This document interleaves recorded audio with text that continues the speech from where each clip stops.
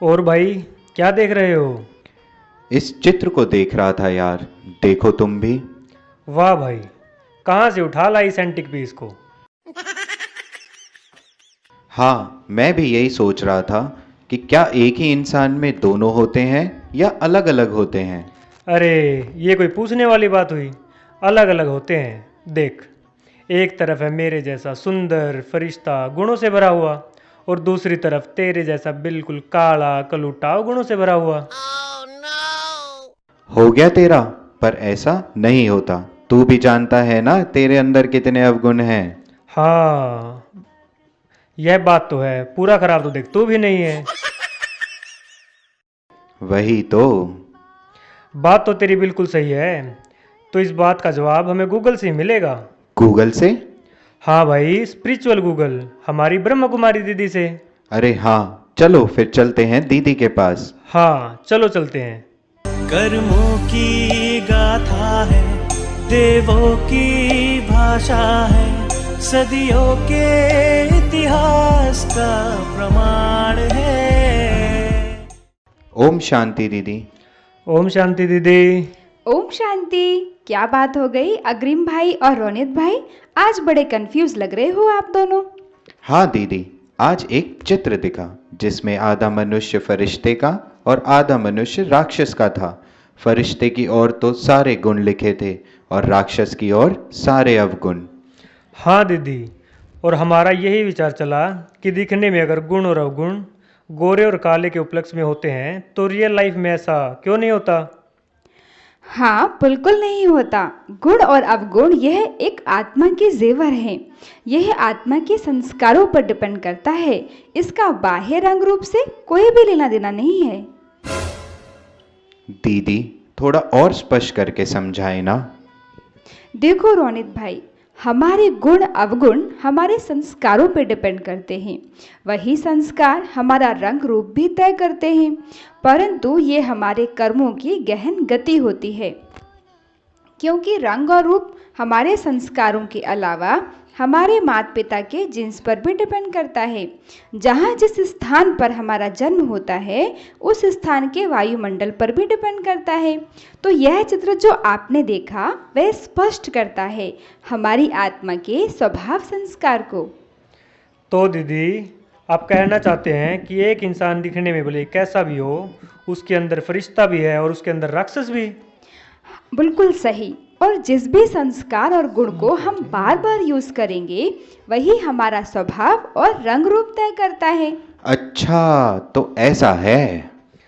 सही कह रहे हो दीदी। कलयुग में तो अक्सर यह सब मैंने देखा है।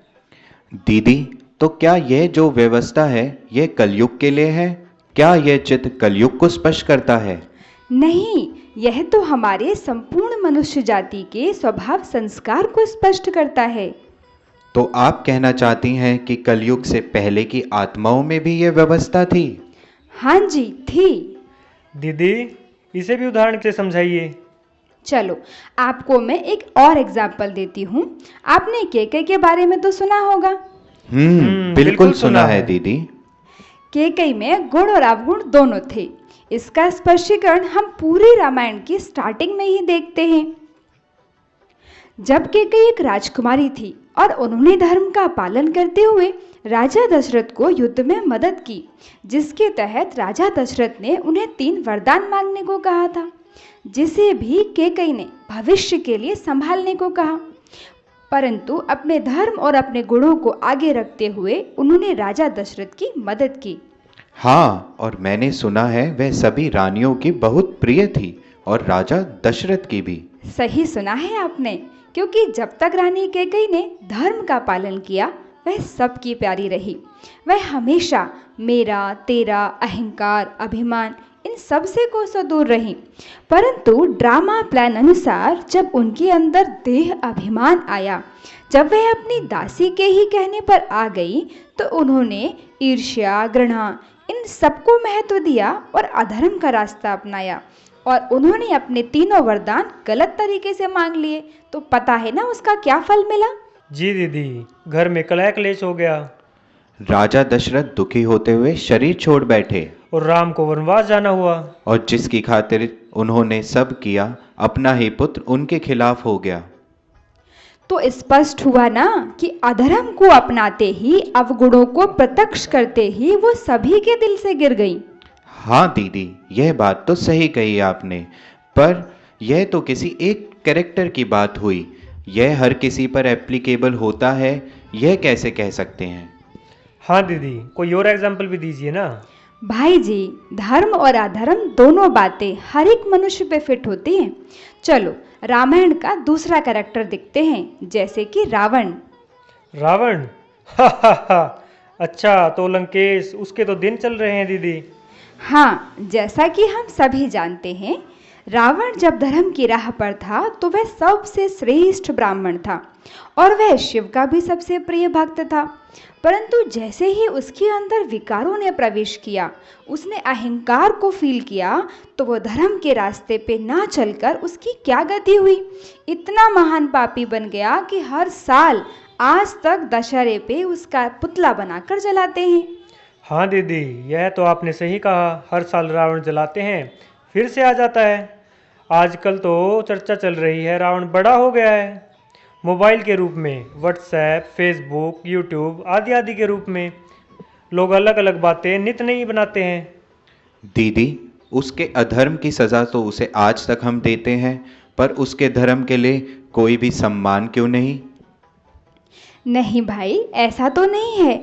आज भी एक रिवाज है कि रावण का पुतला जलाने के बाद लोग भाग भाग कर उसकी जली हुई लकड़ियों को ले जाते हैं और उसको लेते समय समझते हैं कि उन्होंने सोने की लंका लूट ली हो, और उन्हें अपने घर पर रख कर समझते हैं कि हमारे भी घर में धन की यानी सोने की बढ़ोतरी होगी। हैं, सच में दीदी, ऐसा भी है क्या? उसकी जली हुई लकड़ियां लाने से घर में सोने की बढ़ोतरी होती है? अरे नहीं, यह तो प्रतीक है ज्ञान धन का, क्योंकि उसके पास बहुत सा ज्ञान धन था। नहीं तो बाबा अक्सर मुरली में क्यों कहता कि क्या सोना शिलोंग श्रीलंका में पड़ा है? नहीं, ये ज्ञान धन की बात थी।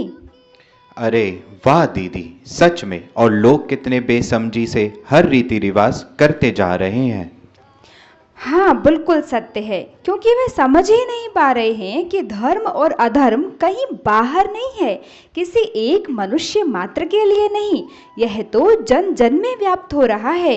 तो इसे हमें पहचान कर दूर करना होगा। दीदी, मैं अभी भी पूरी तरह से कन्विंस नहीं हो पा रहा। यह जिनकी आपने हमें एग्जाम्पल दिए, दूसरों की कही हुई बातों में आ जाने वाली कैकई और अपनी प्राप्तियों का अभिमान करने वाला रावण, इनका नाम तो है ही नेगेटिव लोगों में। क्या बाकी लोगों में भी ऐसा होता है? रोनित भाई, मैं समझ रही हूँ आपके मन की व्यथा को। देखो भाई, अच्छाई और बुराई ये दोनों हर मनुष्य में है, पर जिसे हम ज़्यादा से ज़्यादा इस्तेमाल करते हैं वो हमारे स्वभाव का हिस्सा बन जाता है। दीदी, इसका भी कोई उदाहरण दो, यह भाई तभी समझेगा। चलो आज हम रामायण के ही दूसरे कैरेक्टर को लेते हैं, जैसे कि लक्ष्मण। लक्ष्मण? वह तो दीदी अपने भाई का परम भक्त था। हाँ, बिल्कुल सही बात। पर एक बात बताओ, फिर वह मेघनाद के बाण से मूर्छित कैसे हो गया? हाँ, यह बात तो सही है, उसे तो मूर्छित नहीं होना चाहिए था। ऐसा क्यों हुआ दीदी? यह इसलिए हुआ कि इसी जन्म में उनसे कुछ पाप हुए थे। लक्ष्मण से? और पाप? कैसी बातें करते हो दीदी, वह तो बहुत त्यागी बंदा था, बड़े भाई का इतना सम्मान किया, अपने घर परिवार को छोड़ने को राजी हो गया और उनके 14 साल खूब सेवा करी, उनके अंग संग साथ रहा, उनकी हर आज्ञा का पालन किया, और आप उन्हें कह रहे हो उनसे पाप हुआ? हाँ रोनित भाई, याद करो उस एपिसोड को जब सूर्पनखा ने विवाह का प्रस्ताव राम और लक्ष्मण के आगे रखा। राम ने मना भी किया कि वह विवाहित हैं, पर सूर्पनखा अपने ही काम विकार के नशे में थी, तो वह इन बातों को सुनने को तैयार नहीं हुई। जिधर राम ने बेहद सौम्यता से, नम्रता से और दैवी गुणों का परिचय देते हुए उसे इनकार किया, परंतु लक्ष्मण ने काम विकार का सामना क्रोध के विकार से कर दिया और उसकी नाक काट दी। ये तो सुना है ना तुमने? जी दीदी, यह हमने सुना है। और रामलीला में देखा भी है। तो आप समझ कर देखिए कि जब हम किसी अधर्म के कार्य को किसी अधर्म के कार्य से ही मिटा रहे हैं तो उसका फल तो भोगना पड़ेगा ना। उन्हें मेघनाद के बाण से मूर्छित होकर यह फल भोगना पड़ा। अरे हाँ, ऐसे तो हमने कभी सोचा ही नहीं। ये कैसी दुविधा है, कैसी ये विपदा है, ये धर्म है बलिदान है, अपने ही अपनों के सुख लेके दुख देने, अधर्म है या विधान है। हाँ दीदी, अब खुले मेरे बुद्धि के कपाट। हाँ भाई जी, धर्म का अर्थ ही होता है हमारे जीवन की नियम और धारणाएं। अब समझ में आ रहा है कि धर्म और अधर्म हमारे अंदर है। हर एक पल हमें श्रीमत पर चलकर धर्म का साथ देना है, अपनी धारणाओं पर डटे रहना है, तभी हम अपने ही अंदर छुपे रावण को मार सकेंगे, अधर्म पर जीत पा सकेंगे। आ गया भाई तू जब समझ में। बोला था ना, हमारी स्पिरिचुअल गूगल दीदी जी के पास हर जवाब मिलेंगे। दीदी, हम भी आज से संकल्प लेते हैं कि हम ज़्यादा से ज़्यादा अपने गुणों को व्यवहार में लाएंगे, जिससे गुण इस्तेमाल करना हमारी आदत बन जाए और यही आदत हमारे संस्कार बन जाए। हाँ, और इन्हीं संस्कारों से हम फरिश्ते स्वरूप दिखने लगे। बहुत सुंदर प्रिय भाइयों, आशा करती हूँ आप सभी को भी ये बातें समझ आ गई होंगी और आप अपने बाकी भाई बहनों को भी अपनी धारणाओं से, अपनी चाल चलन से इसे स्पष्ट कर सकेंगे। ओम शांति दीदी। ओम शांति दीदी। ओम शांति। है कथा संग्राम की, विश्व के कल्याण की, धर्म अधर्म आदि अनंत, सत्य असत्य कलेश कलंक, स्वार्थ की कथा परमार्थ की। है कथा संग्राम की, विश्व के कल्याण की,